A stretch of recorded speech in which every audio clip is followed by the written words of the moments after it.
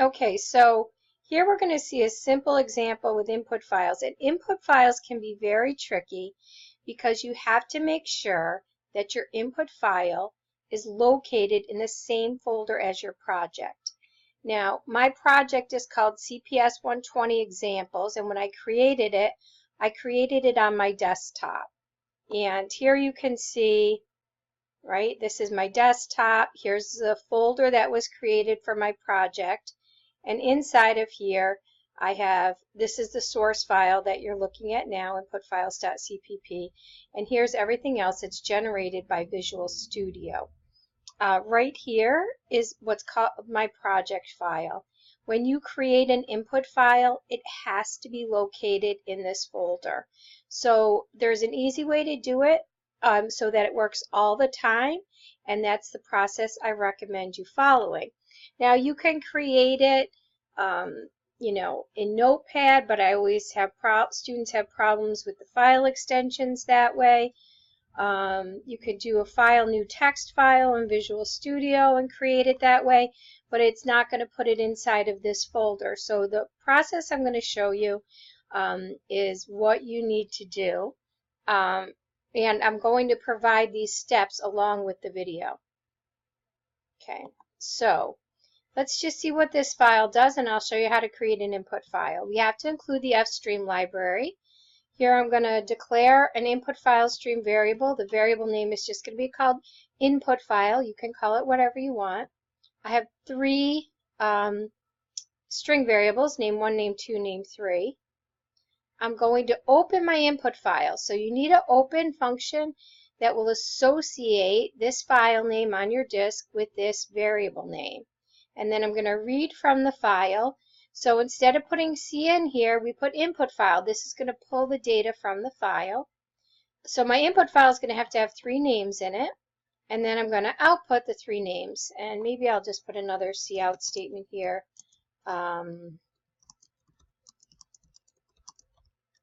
You know, just so we can keep track of what's going on. Okay. And then it's always good practice to close the file.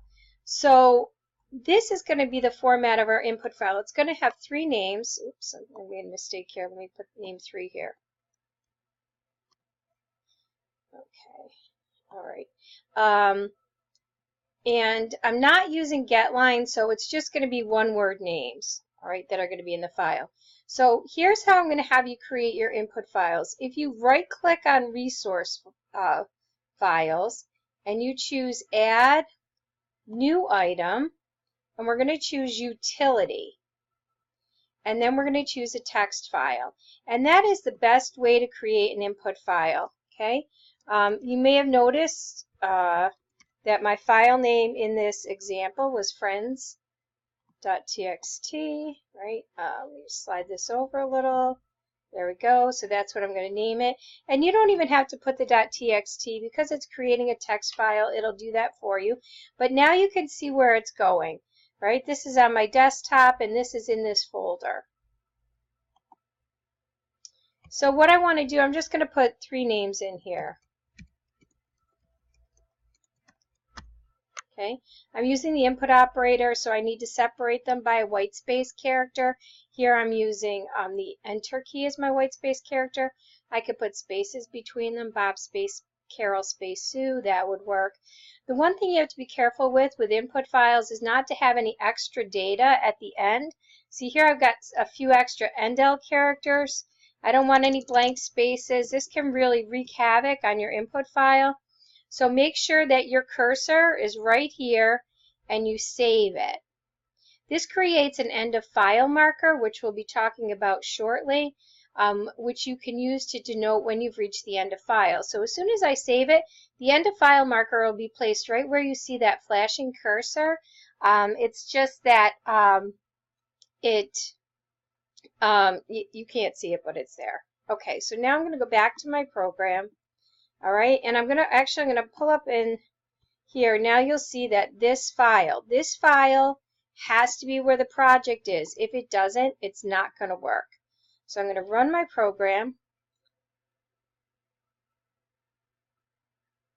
All right, the name's in the file, and there we go. All right, so there's a simple example of an input file.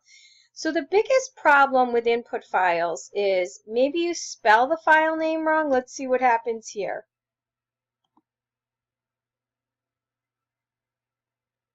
Right? We just don't get any names.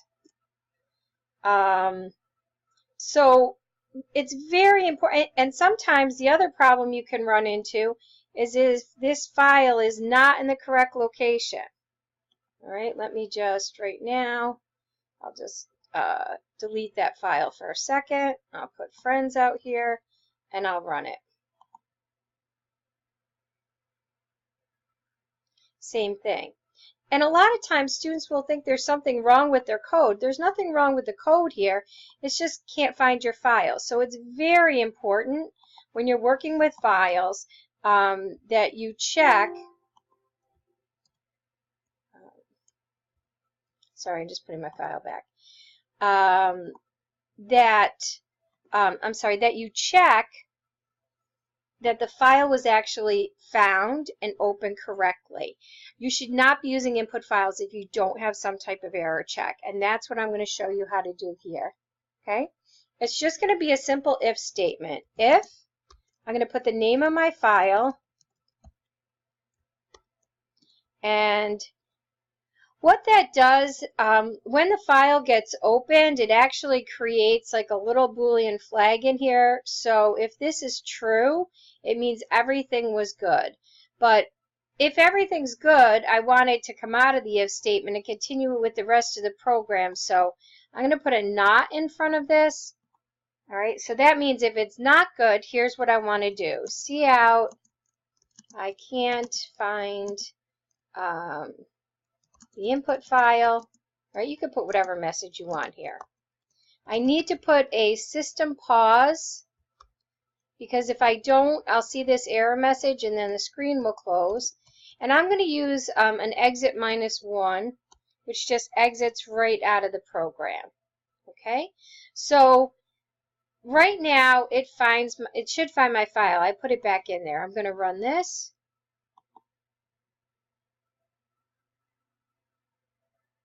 Okay, so that's good. I'm going to come up here and I'm just going to change this, to a name that doesn't exist. This should give me an error message. Right? I can't find the input file. Good. And again, I'll come out here and I'll just delete my file and I'll run it again, and that should give me an error message. Good. So this error check works all the time. You shouldn't be opening a file without using it. It's very important because if you have a problem with the program, you won't know if it's because of the input file or if it's because of the program. So very important that you do that. And I think there's also a fail function that you can use that does the same thing. So if this fails, meaning it doesn't open, and again, let me run it now. Oops. I can't find my input file. That's true because it's not there. I'm going to put it back, and I'm going to run it again. And now it works. Okay, that's kind of personal preference. So this works if you like to do it this way, or and I'm going to post this file. So I think what I'll do is I'll do it both ways, and I'll just use one as a comment.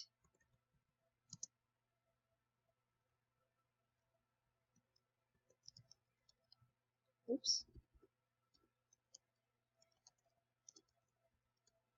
All right, so you could do it like I did it the first way, or you can use the fail function instead. Don't do both, just one or the other. Okay?